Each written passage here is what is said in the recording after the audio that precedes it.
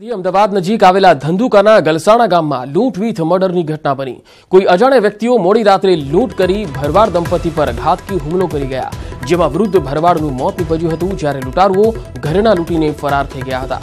સમગ્ર મામલાની જાણ પોલીસને થતા કાફલો સ્થળ પર પહોંચી ગયો હતો અને વૃદ્ધ ભરવાડની લાશને પીએમ માટે મોકલી આપવામાં આવી અને આગળની તપાસ ચાલી રહી છે। તો ધંધુકામાં આ ઘટના બની હતી, જ્યાં એક વૃદ્ધ ભરવાડનું મોત નીપજ્યું છે। કેટલાક અજાણ્યા શખ્સોએ લૂંટના ઈરાદે ઘરમાં ઘૂસી આવ્યા અને આ વૃદ્ધ ભરવાડની હત્યા કરી અને ત્યારબાદ ઘરેણા લૂંટીને ફરાર થઈ ગયા।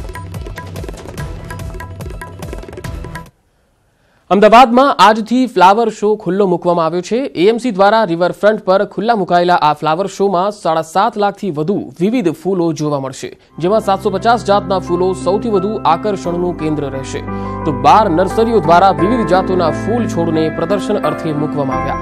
એટલું જ નહીં, વર્ટિકલ ગાર્ડનની થીમ પર ફ્લાવર શોનો પ્રવેશ દ્વાર બનાવવામાં આવ્યો છે। 1,10,000 સ્ક્વેર મીટરમાં ફેલાયેલા આ ફ્લાવર શોમાં 50થી વધુ સ્કલ્પચર તૈયાર કરાયા છે, જેમાં સી પ્લેન સહિત bullet train, vibrant Gujarat global summit અને ગાંધીજી ચરખો અને ચશ્મા આકર્ષણનું કેન્દ્ર રહેશે। 7 લાખ રોપા સાથે તૈયાર કરાયેલા આ ફ્લાવર શોમાં 12 ફૂટની સાઇઝની 10 વર્ટિકલ વોલ તૈયાર કરવામાં આવી છે। તો ફોટોગ્રાફી માટે 3 સેલ્ફી પોઈન્ટ પણ ઉભા કરાયા છે, સાથે અલગ અલગ વેરાયટીના ફૂલોનો ફ્લાવર બેડ ઓર્કિડ, ઇંગ્લિશ ગુલાબ અને કોર્નેશન ફ્લાવર ગ્રીન હાઉસનું લાઈવ ડેમોન્સ્ટ્રેશન અને વિદેશી ફળના કેક્ટ્સ અને સક્યુલેન્ટ્સની 20 થી વધારે જાતોના રોપા પણ આ ફ્લાવર શોમાં જોવા મળશે।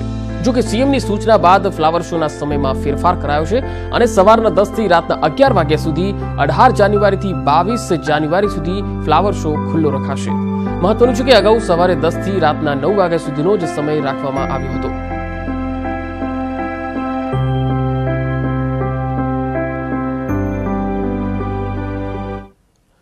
રાજકોટમાં કોંગ્રેસના આગેવાનો સીપી કચેરીએ પહોંચ્યા। શહેર પ્રમુખ સહિતના આગેવાનો, ધારાસભ્ય લલિત કગથરા સીપી ઓફિસ પહોંચ્યા છે। કોંગ્રેસના ઉમેદવાર અપહરણ કર્યા હોવાનો આરોપ લગાવી રહ્યા છે। યોગ્ય ન્યાયની માગણી સાથે કોંગ્રેસના આગેવાનો કમિશનર કચેરીએ પહોંચ્યા છે। રાજકોટમાં કોંગ્રેસના આગેવાનો કમિશનરની કચેરીએ પહોંચ્યા છે। શહેર પ્રમુખ સહિતના આગેવાનો હાલ તો આ કચેરીએ પહોંચ્યા છે અને ધારાસભ્ય લલિત કગથરા પણ અહીંયા ઓફિસે પહોંચ્યા છે।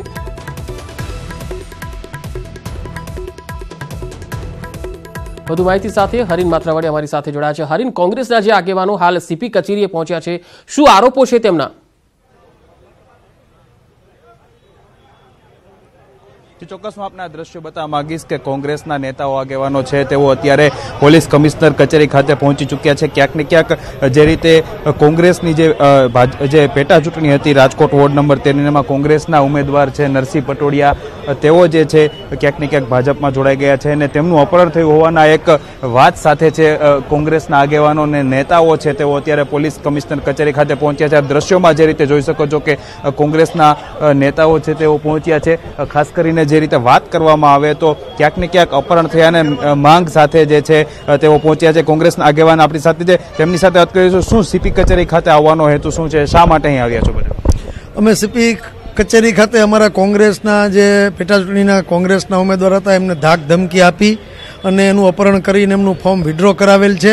પણ અમારું એવું માનવું છે કે જે આ વિસ્તાર છે એ સીએમ સાહેબનો વિસ્તાર છે અને અમારા ઉમેદવાર 100% જીતતા હતા અને આ સીટ કોંગ્રેસ જીતે અને કોંગ્રેસના ઉમેદવાર જીતે એટલે કદાચ સીએમ સાહેબની ખુરશી હાલક ડોલક થાય, એના કારણે અમારા ઉમેદવારનું ધાક ધમકી આપી અપહરણ કરીને ફોર્મ વિડ્રો કરાવેલ છે। ક્યાંક ને ક્યાંક જોવા જાય તો હું ફરીથી આપને દ્રશ્યો બતાવવા માંગીશ કે જે રીતે દ્રશ્યોમાં જે રીતે જોઈ શકાય છે અને ધારાસભ્ય લલિતભાઈ કગથરા છે તેઓ પણ અહીં પહોંચ્યા છે, તેમની સાથે આપણે વાત કરીશું। લલિતભાઈ શું આખો મામલો શું છે? देखिए અહીંયા વોર્ડ નંબર 13 ની જે પેટા ચૂંટણી હતી એમાં કોંગ્રેસના જે ઉમેદવાર હતા એને કે પ્રકારે ભારતીય જનતા પાર્ટી એનામાં ખેંચી ગયા છે। ભારતીય જનતા પાર્ટી લોકશાહીમાં માનતી જ નથી, એને તો સરમુક્તશાહીનું શાસન કરવું છે। આ જિલ્લા પંચાયત તમારી સામે છે, એમાં 34 સદસ્યમાં 32 કોંગ્રેસના ચૂંટાયેલા છે, 2 ભાજપાના છે, તેમ છતાં એને શાસન માટે હવાતિયા મારે છે। એ ભૂખા વરુની જેમ જંગલમાં ભૂખો વરુ હોય એને જેમ બોલો રાક્ષસ હોય, સત્તા દેખાય માણા ખાવ, એમાં સત્તા દેખાય સત્તા ખાવ આને તમે ગોવામાં જોયું છે, કર્ણાટકમાં અત્યારે ચિત્ર નેશનલ હાલે. રાજકોટમાં તમારા ઉમેદવારે ખેસ પણ પહેરી લીધો છે, એનું શું? જો ભારતીય જનતા પાર્ટી પાસે 22 વર્ષથી આ શાસન છે, એની પાસે સત્તા છે, એની પાસે પૈસા છે, એની પાસે દમ છે, એ કોઈ પણ અત્યારે તો હું અહીંયા જેટલા ટૈકા છે ને એ બધાને સલામ કરું છું કે કોંગ્રેસમાં ટકી રહેવું એ પણ બહુ મહાન વ્યક્તિનું હવે કામ છે, કારણ કે ભાજપ એટલી બધી ઓફરો કરે છે કે લોકોનો ઈમાનને વેચાતી લેવું છે ને લોકશાહીમાં માનતી નથી, એ સ્પષ્ટ થાય છે આનાથી. અહીંયા પોલીસ કમિશનર ઓફિસે તમે બધા ભેગા થયા છો, શું રજૂઆત રહેશે, શું કાર્યવાહી રહેશે? એ અમારા પ્રમુખની આગેવાની નીચે અમે આવ્યા છે, એ અમારા પ્રમુખને આપ પૂછી શકો છો. તો જે રીતે વાત કરવામાં આવે તો શા માટે આવ્યા છે, પોલીસ કમિશનર ઓફિસ પહોંચવાનો હેતુ શું છે, કદાચ પ્રમુખને જ ખ્યાલ છે, અન્ય લોકોને પણ ખ્યાલ નથી. આ સ્પષ્ટ ધારાસભ્યોનું માનવું છે ને ક્યાંક ને ક્યાંક જે રીતે વાત કરવામાં આવે તો કોંગ્રેસના ઉમેદવાર છે તેણે આખરી ઘડીએ છેલ્લી ઘડીએ ભાજપનો ખેસ પહેર્યો છે ને ભાજપમાં જોડાયા છે, તેને કારણે રાજકારણ છે તે ચોક્કસ ગરમાયું છે. જી હરીન, આભાર માહિતી આપવા માટે. તો કોંગ્રેસના આગેવાનો સીપી કચેરીએ પહોંચ્યા છે અને તેમનો સીધો આરોપ છે કે વોર્ડ નંબર 13ના જે કોંગ્રેસના ઉમેદવાર છે તેને ભાજપે લાલચ આપીને, ધમકી આપીને તેમના ફેવરમાં ફોર્મ વિડ્રો કરાવી લીધું છે અને તેઓ ભાજપમાં જોડાઈ ગયા છે.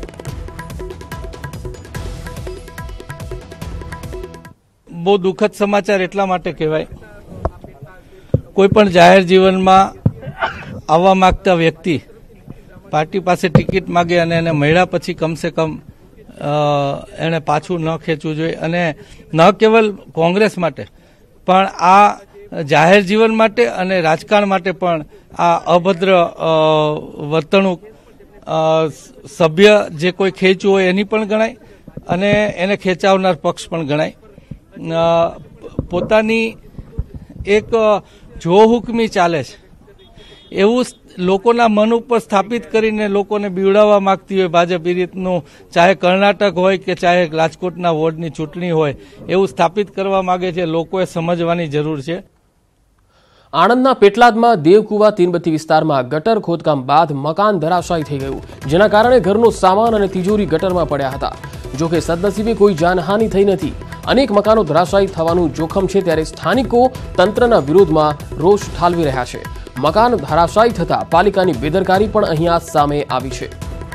પેટલાદમાં દેવકુવા તીનબત્તી વિસ્તાર છે કે જ્યાં ગટર ખોદકામ બાદ મકાન ધરાશાયી થઈ ગયું, જેના કારણે ઘરનો સામાન અને તિજોરી ગટરમાં પડી ગયા હતા.